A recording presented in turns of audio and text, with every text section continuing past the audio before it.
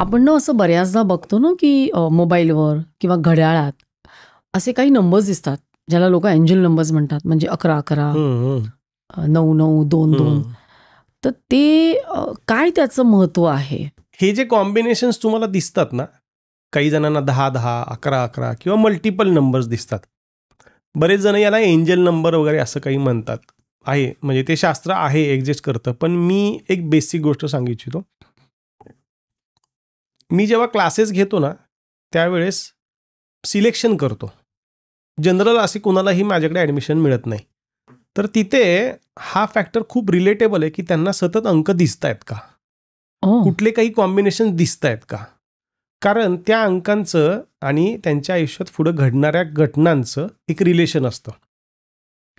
किंवा काही जणांच्या बाबतीत तो अंक जोपर्यंत रिअलिस्टिकमध्ये तो बाहेर पडत नाही, म्हणजे इव्हेंटमध्ये तो होत नाही, तोपर्यंत तो त्यांना दिसत राहतो आणि त्यांना तो सांगत असतो की ह्यासाठी मी तुला दिसत होतो. मग हे बऱ्याच जणांना कळत नाही. मी एक बेसिकमध्ये सांगतो. एक अंक जर दिसत असेल, 1-1, 11-11 हे मल्टिपल टाइम्स कितीही वेळा कुठेही दिसत असेल, तर एक अंक हा न्यू बिगिनिंग आहे, नवीन गोष्टींची सुरुवात. सूर्य आपल्याला काय दाखवतो? सकाळी बाहेर येऊन नवीन दिवस उगवलाय. ही नवीन गोष्टींची सुरुवात आहे. अंक 2 म्हणजे तुमची रिलेशनशिपमध्ये कुठेतरी इश्यू आहे, तिथं तुम्ही कॉम्प्रोमाइज करा. म्हणजे 2-2 असं कसंही कुठल्याही स्वरूपात. मी अगदी बेसिक सांगतो. ते प्रत्येकाचं खूप मोठमोठं रिलेशन आहे, पण एक बेसिक जर तुम्हाला आता आपण जर जायचं आहे, गो थ्रू करायचं आहे, तर त्या पद्धतीने मी सांगतो. अंक 3 आहे, तर तुम्हाला कोणाचं तरी गायडन्स घेणं गरजेचं आहे किंवा तुम्हाला कोणाचं तरी गायडन्स मिळणार आहे, कारण गुरुचा अंक आहे. त्यानंतर अंक 4 आहे, तर याचा अर्थ तुम्हाला खूप छान आयडियाज येत आहेत किंवा तुम्ही कोणाला तरी तुमच्या आयडिया शेअर करा. म्हणजे 4 वाजून 4 मिनिटं, 4 वाजून 4 वाजून 40 मिनिटं, 44 असं बऱ्याच ठिकाणी बऱ्याच जणांना दिसतं. गाडी नंबर मध्ये दिसतं, अच्छा, कुठेही दिसतं. म्हणजे तुम्ही बाहेर पडलात की तुम्हाला तो दिसतो म्हणजे मोबाईलवर दिसतो, गाडी दिसते, होर्डिंग दिसतं, असं काहीतरी. कुठेही मल्टिपल ठिकाणी आहेत की जिथे तुम्हाला मल्टिपल नंबर्स कॉम्बिनेशन मध्ये दिसतात. तर अंक 5 हा काय सांगतो? कम्युनिकेट करा. तुमच्याकडे ज्या आयडियाज आहेत त्या कम्युनिकेट करा. तुम्ही सांगा, तुम्ही शेअर करा, तुम्ही जास्तीत जास्त लोकांपर्यंत ही गोष्ट पोहोचवा. हा, म्हणजे मला कधी कधी 5-55 वगैरे दिसतं. मग तुम्ही ते सांगा की तुम्हाला त्यावेळेस तुम्हाला काहीतरी आयडिया आलेली असते किंवा त्याच्या अगोदर काहीतरी आयडिया आलेली असते, ती तुम्ही शेअर केली की तुम्हाला त्याचं काहीतरी प्रॉफिटेबिलिटीमध्ये किंवा चांगल्या गोष्टीमध्ये कन्व्हर्जन होणार आहे. अंक 6, you have to go for marriage, relationship. Either तुम्हाला काहीतरी मोठा आजार होतोय किंवा होणार आहे, तर तुम्ही त्याचं पहिलं परिमार्जन करून घ्या. ही ते फॅक्टर्स मल्टिपल आहेत. अंक 6 6 वाजून 6 मिनिटं असं बऱ्याच जणांना दिसतं. तर मी म्हणजे अगदी सर्वांच्या बाबतीत नाही, पण अशी पण लोक पाहिलेत की ज्यांना काही दिवसांमध्ये तो दिसत होता आणि काही दिवसांमध्ये मोठा आजार डिटेक्ट झाला, जो की ते अवेअर नव्हते की मला असा आजार होऊही शकतो, असं काही असूही शकतं. तर मी एक उदाहरण सांगतो. माझ्याकडे कस्टमर आहेत, चाकण MIDC मध्ये त्यांचे वडील आहेत, डिपार्टमेंटमध्ये आहेत, आणि सरांचं ना आमचं बऱ्याचदा बोलणं व्हायचं, कारण माझ्याकडे बरेच डिपार्टमेंटमधली पण लोक येतात कन्सल्टेशनसाठी. तर ते सर सांगायचे की सर असं मला सारखं 6 दिसतोय, गाड्यांच्या नंबरमध्ये दिसतोय, घड्याळात दिसतोय, मल्टिपल ठिकाणी.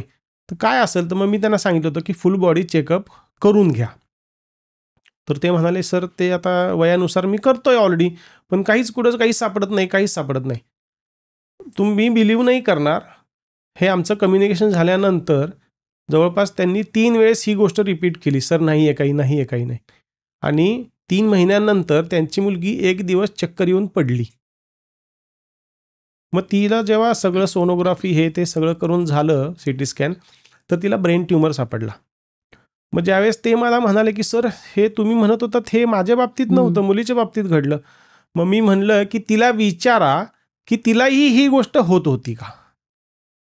तर तिने सांगितलं, हो बाप्पा, मला सुद्धा हे 6 रिपीटेड दिसत होते.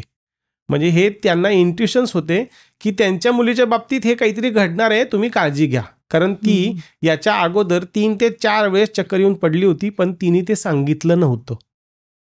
मग हा 6 नंबर काही लोकांना अशाही पद्धतीने इंटिमेट करतो. 7 अंक अध्यात्माला जोडले जा, क्रिएटिव्हिटी करा. तुम्ही खाली रिकामे बसू नका, काहीतरी करत राहा. हे खूप महत्त्वाचं आहे. बऱ्याचदा काही लोक आयडियाज येतात पण उतरवत नाहीत, सांगत नाहीत, शेअर करत नाहीत. तर 7 अंक जर तुम्हाला मल्टिपल टाइम्स दिसत असेल तर अध्यात्माची साथ घ्या आणि त्या गोष्टी करायला जा. 8 अंक, आता ज्यांना मल्टिपल टाइम्स 8 अंक दिसतोय त्यांनी या गोष्टीला प्रिपेअर होणं गरजेचं आहे की आता मला कष्ट जास्त येणार आहेत. याला आपण थोडंसं पॉझिटिव्ह वेनी जर पाहिलं तर त्या व्यक्तींनी असं घेतलं पाहिजे की आता मी जास्त कष्ट करायला प्रिपेअर झालो पाहिजे. या पद्धतीने घेतलं तर त्यांना ते स्मूथ जाईल. कारण 8 अंक हा कष्ट देतो पण त्याचं फळही तेवढंच मोठं देतो. आता झाला 9 अंक. तर 9 अंक काय आहे, आम्ही त्याला बॅलन्स शीट इयर म्हणतो किंवा बॅलन्स शीट नंबर म्हणतो. तर बॅलन्स शीट म्हणजे काय, लॉस अँड प्रॉफिट्स. जर तुम्ही चांगलं कर्म केलेलं असेल तर तुम्हाला चांगलं मिळणार आहे आणि जर तुम्ही वाईट कर्म केलेलं असेल तर तुम्हाला वाईट मिळणार आहे.